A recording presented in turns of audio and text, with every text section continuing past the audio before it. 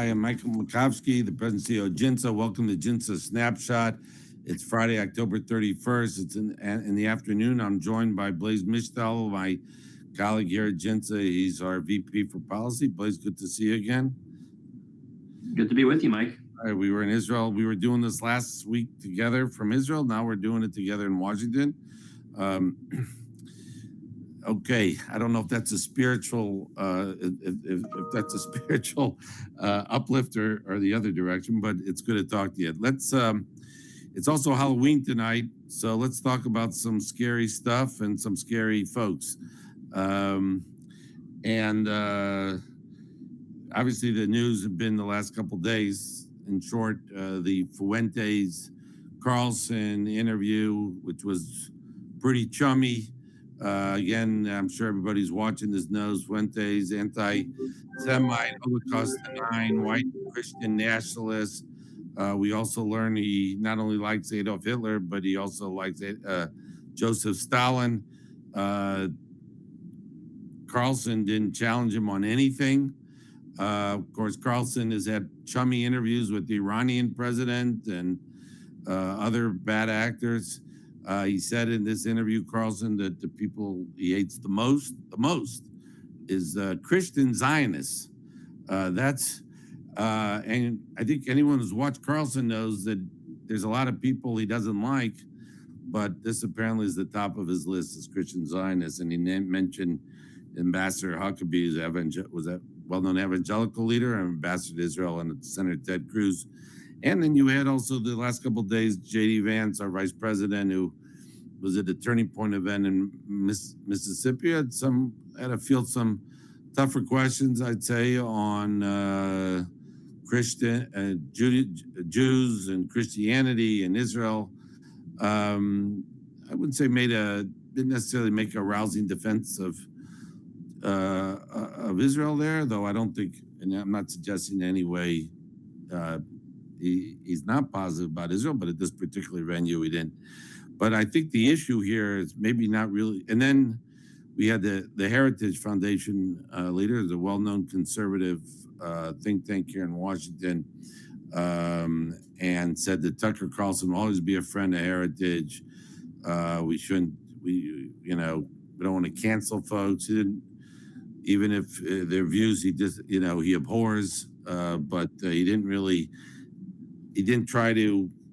in any way suggest Fuentes or Carlson should be outside the conservative tent, but he also referred to so-called globalists, which sometimes a dog whistle for Jews, whether he meant that or not, but also he referred to a vicious coalition and said that, America first and so on.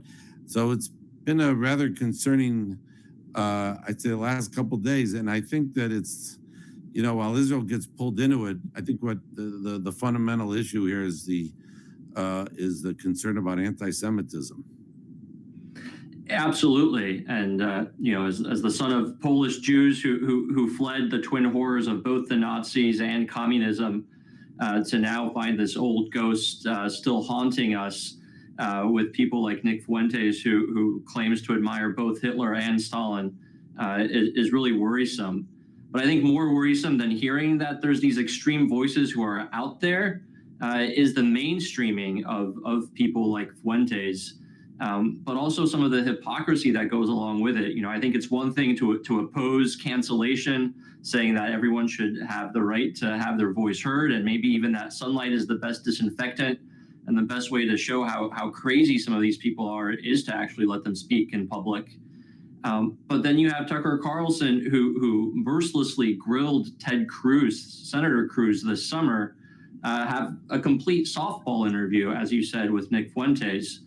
Or you have what feels like the hypocrisy of accusations of Jewish dual loyalty, one of the oldest anti-Semitic tropes out there, while Heritage President Kevin Roberts says that as a Christian, his loyalty is to Christ first. And I think the very different treatment of people who have been expressing anti-Semitic views lately, the kid gloves that they're being treated with, is really worrying, and suggests that those views are moving into the mainstream when we should be building a firewall between us and them. Yeah, and I'll tell you, the timing is it's always unfortunate, but it's a bit odd in the sense that there's been so much focus, especially in recent weeks, on the New York mayoralty race, where Mamdani, who won the Democratic primary and has been endorsed by the Democratic governor of New York, Hochul, and also now recently the minority leader in the House of Representatives, Jeffries, who's also from New York. So he's been endorsed and of course by other Democrats, although I don't think Chuck Schumer has endorsed them.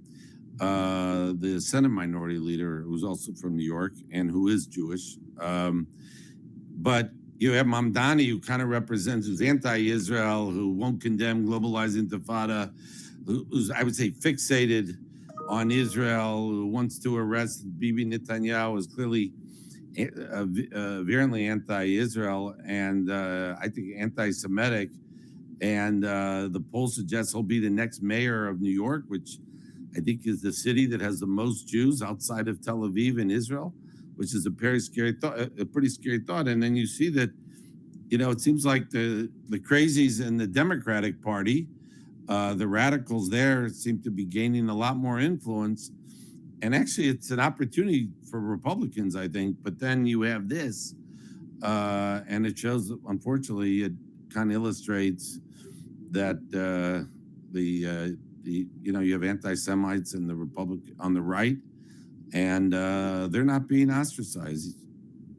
Yeah, and you've had President Trump be so strong against anti-Semitism on the left. Obviously he's been extremely strong and pro-Israel and done amazing things for the security of Israel and of the United States with things like Operation Midnight Hammer bombing the Iranian nuclear program, but also battling anti-Semitism on the left here in the United States, particularly with what he has done to push back against universities where we have sort of this rampant left-wing anti-Semitism on colleges. But we need him to do the exact same thing, even when it comes not to his political opponents, but to his own political party, and make sure that he does draw that line in the sand and make clear that anti-Semitism is not welcome in his movement. I agree. I think I give Trump and the administration tremendous credit on what they've been doing in the university. Some people might argue about some of the tactics, but I think what he's done to confront anti-Semitism, not just confront, but to really roll back and impose a real penalty on it, on this anti-Semitism that has really grown rampant in a number of these American universities. I think he's done more than so many tens and hundreds of millions of dollars that have been spent on anti-Semitism in this country over the years. I did think he deserves a tremendous amount of credit about it. I think he's been a real friend of the Jews. But unfortunately, and by the way, I think it stands in contrast to his predecessor, who also, I don't think he was anti-Semitic anyway. And I think he was fundamentally a Zionist, but didn't confront the rising radicals in the Democratic Party that are anti-Semitic and anti-Israel, and he was generally quiet about anti-Semitism, and he didn't do anything to confront it on these campuses. So I think Trump deserves tremendous credit, but I do believe, unfortunately, President Trump and Vice President Vance, they're going to need. I think it's vital that they really kind of make clear what's acceptable on the right and in American society, and what's unacceptable. Yeah, I mean, I would commend to everyone watching, but maybe particularly our leaders, that they go back and read George Washington's beautiful letter to the Hebrew congregation of Newport, Rhode Island, that he wrote in 1790. In which he said, "May the children of the stock of Abraham who dwell in this land continue to merit and enjoy the goodwill of the other inhabitants." And that's the America that I want to live in, and I hope that's the America that we can still have. Yeah, he wrote that to the synagogue in Newport, Rhode Island, which I actually took my family to, which is a nice little synagogue, which I encourage people to visit. I agree with you. Well, let's see what the coming days bring on this, and Anyway, I wish you a happy Halloween. I hope everyone going out trick-or-treating, that the kids enjoy themselves. Wish everyone a good weekend. And hopefully we'll have more positive things to talk about next week. Blaise, good luck. Shalom, Mike. Yeah, okay, too.